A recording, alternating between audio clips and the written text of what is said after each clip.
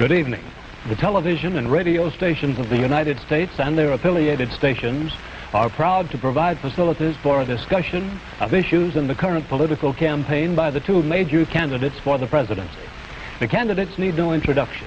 The Republican candidate, Vice President Richard M. Nixon, and the Democratic candidate, Senator John F. Kennedy. According to rules set by the candidates themselves, each man shall make an opening statement of approximately 8 minutes duration and a closing statement of approximately 3 minutes duration. In between, the candidates will answer or comment upon answers to questions put by a panel of correspondents. In this, the first discussion in a series of 4 joint appearances, the subject matter has been agreed will be restricted to internal or domestic American matters. And now for the first opening statement by Senator John F. Kennedy. Smith, Nixon. In the election of 1860, Abraham Lincoln said the question was whether this nation could exist half slave or half free. In the election of 1960, and with the world around us, the question is whether the world will exist half slave or half free, whether it will move in the direction of freedom, in the direction of the road that we are taking, or whether it will move in the direction of slavery. I think it will depend in great measure upon what we do here in the United States, that we build, on the kind of strength that we maintain. We discussed tonight domestic issues, but I would not want that to be any implication to be given that this does not involve directly our struggle with Mr. Khrushchev for survival. Mr. Khrushchev is in New York, and he maintains the communist offensive throughout the world because of the productive power of the Soviet Union itself. The Chinese communists have always had a large population, but they are important and dangerous now because they are mounting a major effort within their own country. The kind of country we have here, the kind of society we have, the kind of strength we build in the United States will be the defense of freedom. If we do well here, if we meet our obligations, if we're moving ahead, then I think freedom will be secure around the world. If we fail, then freedom fails. Therefore, I think the question before the American people is, are we doing as much as we can do? Are we as strong as we should be? Are we as strong as we must be if we're going to maintain our independence? And if we're going to maintain and hold out the hand of friendship to those who look to us for assistance, to those who look to us for survival? I should make it very clear that I do not think we're doing enough, that I am not satisfied as an American with the progress that we're making. This is a great country, but I think it could be a greater country. And this is a powerful country, but I think it could be a more powerful country. I'm not satisfied to have 50% of our steel mill capacity unused. I'm not satisfied when the United States had last year the lowest rate of economic growth of any major industrialized society in the world, because economic growth means strength and vitality. It means we're able to sustain our defenses. It means we're able to meet our commitments abroad. I'm not satisfied when we have over $9 billion worth of food, some of it rotting, even though there is a hungry world, and even though 4 million Americans wait every month for a food package from the government, which averages 5 cents a day per individual. I saw cases in West Virginia, here in the United States, where children took home part of their school lunch in order to feed their families, because I don't think we're meeting our obligations towards these Americans. I'm not satisfied when the Soviet Union is turning out twice as many scientists and engineers as we are. I'm not satisfied when many of our teachers are inadequately paid, or when our children go to school part-time shifts. I think we should have an educational system second to none. I'm not satisfied when I see men like Jimmy Hoffa in charge of the largest union in the United States, still free. I'm not satisfied when we are failing to develop the natural resources of the United States to the fullest. Here in the United States, which developed the Tennessee Valley and which built the Grand Coulee and the other dams in the northwest United States, at the present rate of hydropower production, and that is the hallmark of an industrialized society, the Soviet Union by 1975 will be producing more power than we are. These are all the things, I think, in this country that can make our society strong or can mean that it stands still. I'm not satisfied until every American enjoys his full constitutional rights. If a Negro baby is born, and this is true also of Puerto Ricans and Mexicans in some of our cities, he has about 1/2 as much chance to get through high school as a white baby. He has 1/3 as much chance to get through college as a white student. He has about 1/3 as much chance to be a professional man, about 1/2 as much chance to own a house. He has about 4 times as much chance that he'll be out of work in his life as the white baby. I think we can do better. I don't want the talents of any American to go to waste. I know that there are those who say that we want to turn everything over to the government. I don't at all. I want the individuals to meet their responsibilities. And I want the states to meet their responsibilities. But I think there is also a national responsibility. The argument has been used against every piece of social legislation in the last 25 years. The people of the United States individually could not have developed the Tennessee Valley. Collectively, they could have. A cotton farmer in Georgia, or a peanut farmer, or a dairy farmer in Wisconsin or Minnesota, he cannot protect himself against the forces of supply and demand in the marketplace, but working together in effective governmental programs, he can do so. 17 million Americans who live over 65 on an average Social Security check of about $78 a month. They're not able to sustain themselves individually, but they can sustain themselves through the Social Security system. I don't believe in big government, but I believe in effective governmental action. And I think that's the only way that the United States is going to maintain its freedom. It's the only way that we're going to move ahead. I think we can do a better job. I think we're going to have to do a better job if we are going to meet the responsibilities which time and events have placed upon us. We cannot turn the job over to anyone else. If the United States fails, then the whole cause of freedom fails. And I think it depends in great measure on what we do here in this country. The reason Franklin Roosevelt was a good neighbor in Latin America was because he was a good neighbor in the United States. Because they felt that the American society was moving again. I want us to recapture that image.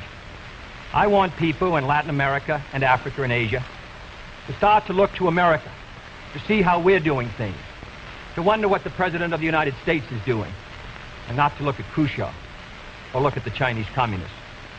That is the obligation upon our generation. In 1933, Franklin Roosevelt said in his inaugural that this generation of Americans has a rendezvous with destiny. I think our generation of Americans has the same rendezvous. The question now is, can freedom be maintained under the most severe attack it has ever known? I think it can be.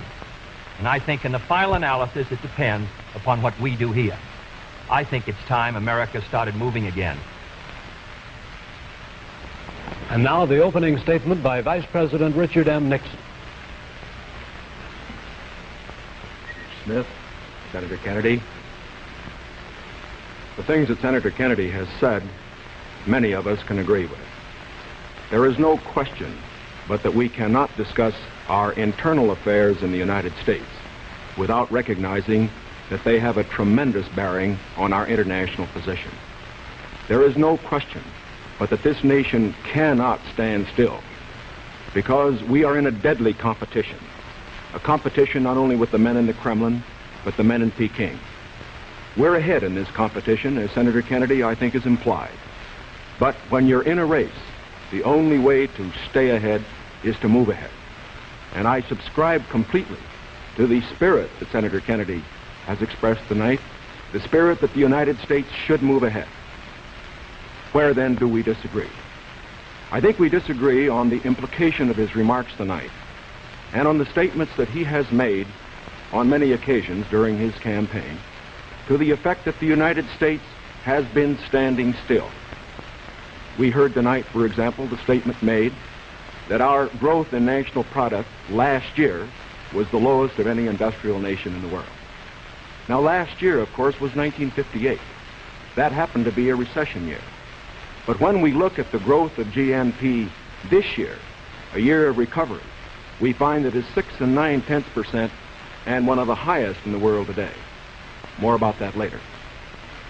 Looking then to this problem of how the United States should move ahead and where the United States is moving, I think it is well that we take the advice of a very famous campaigner, Let's look at the record. Is the United States standing still? Is it true that this administration, as Senator Kennedy has charged, has been an administration of retreat, of defeat, of stagnation? Is it true that, as far as this country is concerned, in the field of electric power, in all of the fields that he has mentioned, we have not been moving ahead? Well, we have a comparison that we can make. We have the record of the Truman administration of 7.5 years and the 7.5 years of the Eisenhower administration. When we compare these two records in the areas that Senator Kennedy has discussed tonight, I think we find that America has been moving ahead. Let's take schools. We have built more schools in these last 7.5 years than we built in the previous 7.5, for that matter, in the previous 20 years. Let's take hydroelectric power. We have developed more hydroelectric power in these 7.5 years than was developed in any previous administration in history. Let us take hospitals. We find that more have been built in this administration than in the previous administration. The same is true of highways. Let's put it in terms that all of us can understand. We often hear gross national product discussed, and in that respect, may I say that when we compare the growth in this administration with that of the previous administration, that then there was a total growth of 11% over 7 years. In this administration, there's been a total growth of 19% over 7 years. That shows that there's been more growth in this administration than in its predecessors. But let's not put it there. Let's put it in terms of the average family. What has happened to you? We find that your wages have gone up 5 times as much in the Eisenhower administration as they did in the Truman administration. What about the prices you pay? We find that the prices you pay went up 5 times as much in the Truman administration as they did in the Eisenhower administration. What's the net result of this? This means that the average family income went up 15% in the Eisenhower years as against 2% in the Truman years. Now, this is not standing still. But, good as this record is, may I emphasize, it isn't enough. A record is never something to stand on. It's something to build on. And in building on this record, I believe that we have the secret for progress. We know the way to progress. And I think, first of all, our own record proves that we know the way. Senator Kennedy has suggested that he believes he knows the way.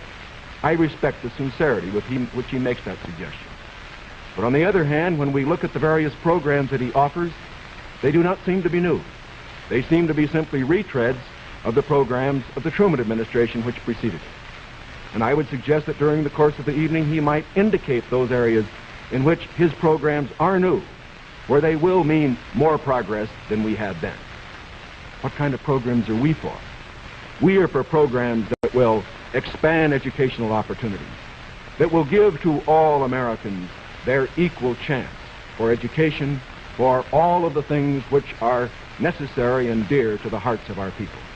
We are for programs, in addition, which will see that our medical care for the aged is much better handled than it is at the present time. Here again, may I indicate that Senator Kennedy and I are not in disagreement as to the aim. We both want to help the old people. We want to see that they do have adequate medical care. The question is the means. I think that the means that I advocate will reach that goal better than the means that he advocates.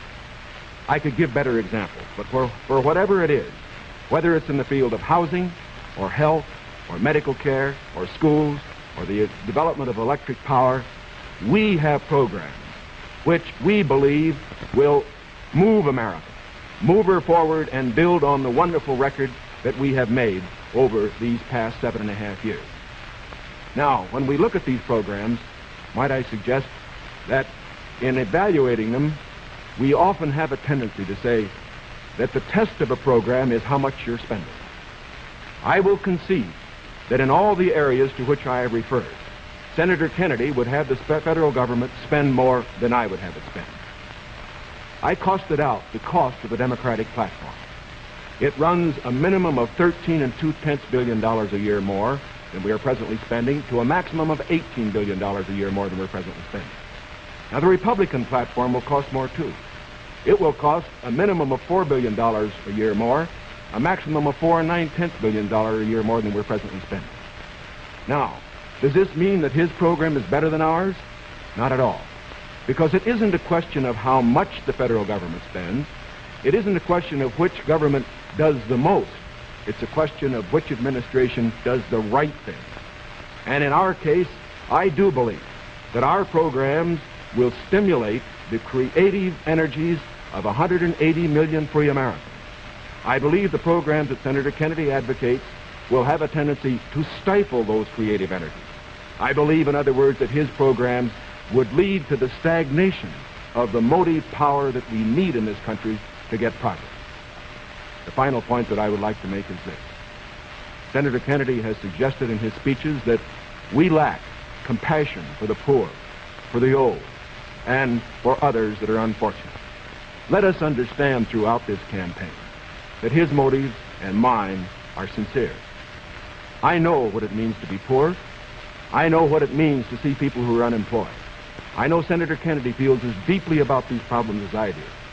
But our disagreement is not about the goals for America, but only about the means to reach those goals. Thank you, Mr. Nixon. That completes the opening statements, and now the candidates will answer questions or comment upon one another's answers to questions put by correspondents of the networks. The correspondents.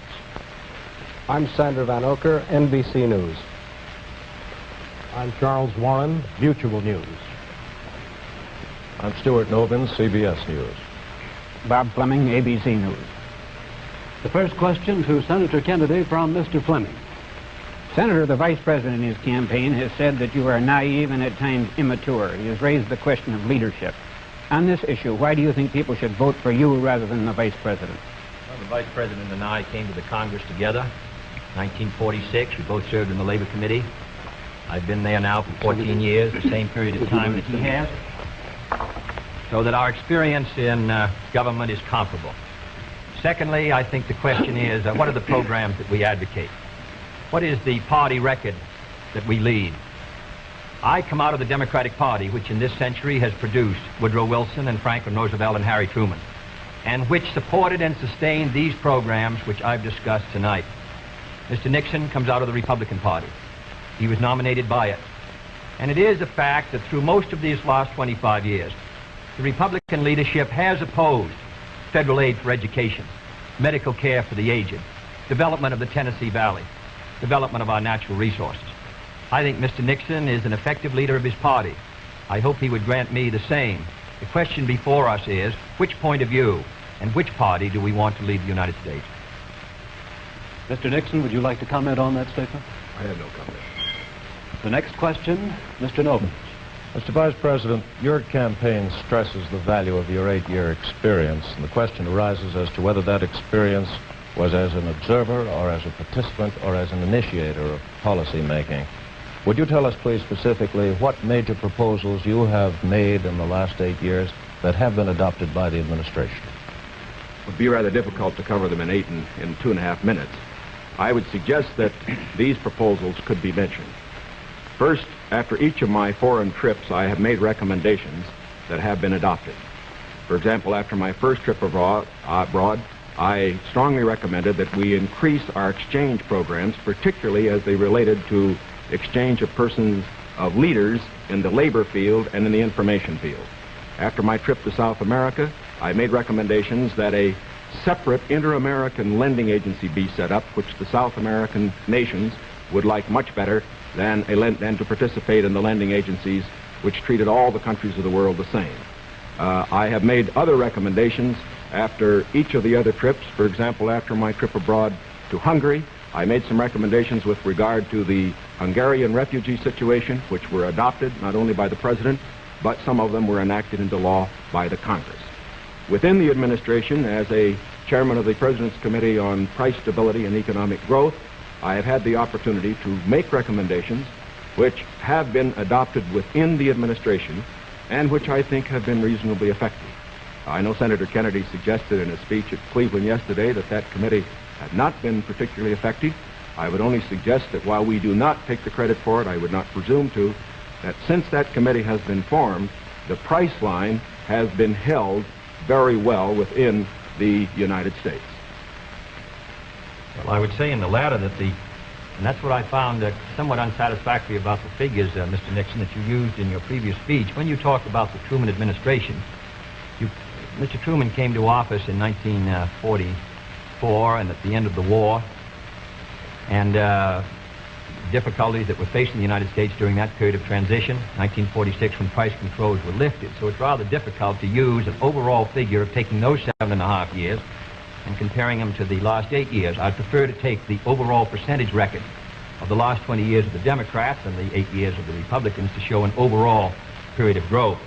In regard to price stability, I'm not aware that that committee did produce recommendations that ever were certainly before the Congress from the point of view of legislation in regard to controlling prices. In regard to the exchange of students, of labor unions, I am chairman of the subcommittee on Africa, and I think that one of the most unfortunate phases of our policy towards that country was the very minute number of exchanges that we had. I think it's true of Latin America also. We did come forward with a program of students for the Congo of over 300, which was more than the federal government had for all of Africa the previous year. So that I don't think that we have moved, at least in those two areas, with sufficient vigor.